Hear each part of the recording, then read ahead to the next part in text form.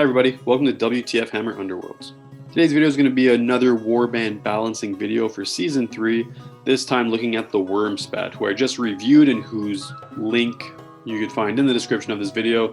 Anyway, in that review video I came to the following conclusions about this warband: that they are very tough, they have an amazing special ability that makes it unpredictable and difficult to take these guys out of action, which is great. However, they do have objective cards that strongly encourage holding objectives, which is typically not the strong suit of any elite warband, and these guys don't have any special movement mechanics or anything, so that's definitely a con. They also have an Inspire condition that requires pinging 3 different enemies, which is a little bit counterintuitive, as warbands typically want to take an enemy out of action and gain glory, as well as prevent the enemy from benefiting from using those units. So this does make for some tricky choices, because these guys do get a pretty big boost when inspired. And finally, this warband is technically versatile. I mean, they have a spellcaster, they can hold objectives, they have aggro cards, but practically they're just not really great in any of these things. I mean, they're pretty good at aggro, but in the other areas they fall short. So with all this in mind, I had rated this warband as a B. And because of that, what I'll be doing in this video is recommending how we can assist this warband, what changes we can provide to the existing rules, that being some errata suggestions, as well as what new cards we can recommend to help assist this warband and bring them up to a competitive tier with other warbands that I have balanced as well. So let's just start by taking a look at my errata suggestions.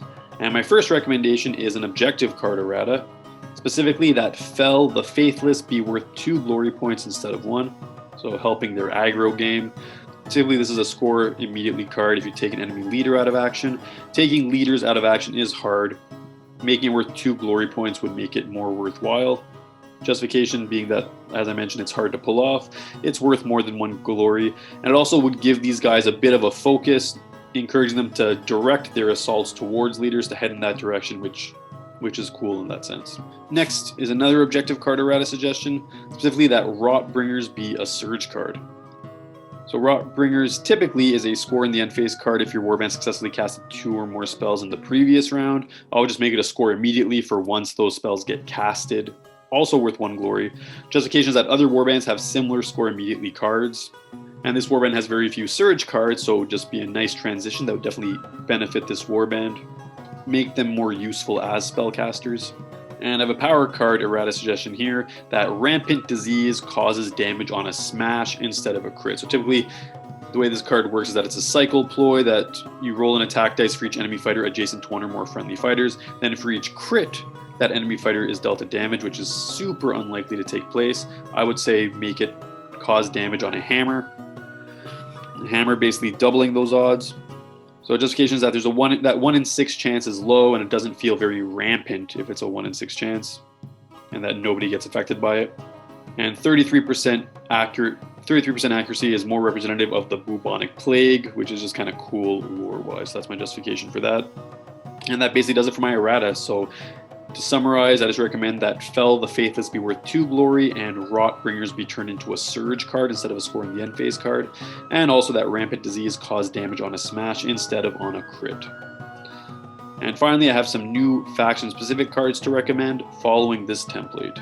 That basically, in deck building, in order to have a valid deck, you need to have 12 objective cards and then 20 or more power cards with basically a 50-50 split between Gambit and upgrade cards. And Wurmspat has this, so no need to modify that. But in my other videos, when I balanced warbands, they always came out to having 12 objectives and 11 Gambit and 11 upgrades. So because of that, I'm going to be recommending 1 appropriate Gambit card and an upgrade card to provide the necessary assist that this warband needs. My first suggestion would be a Gambit spell. My idea being a card that facilitates damaging multiple enemies, since this warband inspires based on that mechanic.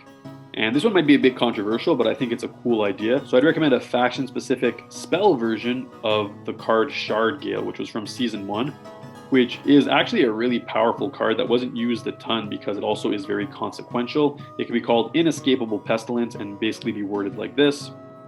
If this spell is cast, which would require 2 channels to do so, so definitely not a guarantee, all fighters suffer 1 damage, so that would include all enemy and friendly fighters taking a damage from this.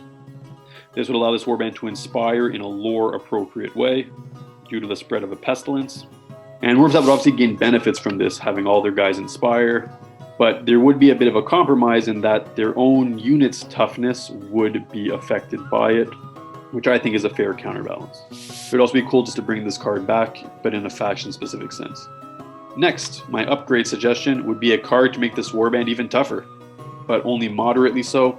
My recommendation would be a faction-specific regeneration, but with a little bit of a twist, restricted to Fecula, but could be applied to all friendly fighters, called Papa Nurgle's Embrace.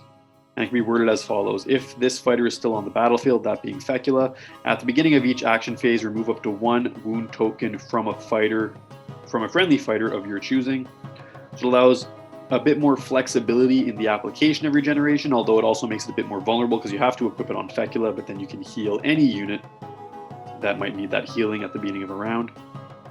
It would encourage this warband to embrace an aggressive style of play because I know that they'd be able to heal a little bit afterward. It also would rely on Fecula's survival, who has the lowest defense, so it's reasonably countered, not too powerful, could be used to counter their previous spell that does damage to all units. I think that this would be a cool addition.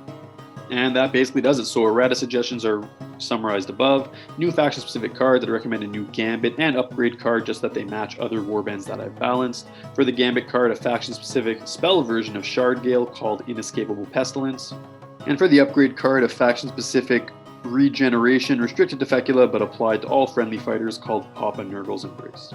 And that does it for the whole video, guys. So I hope you enjoyed. If you have any thoughts or suggestions, please comment below. Please like and subscribe if you enjoyed this video. And next week, I'm going to be looking into Morgoth's Crushes.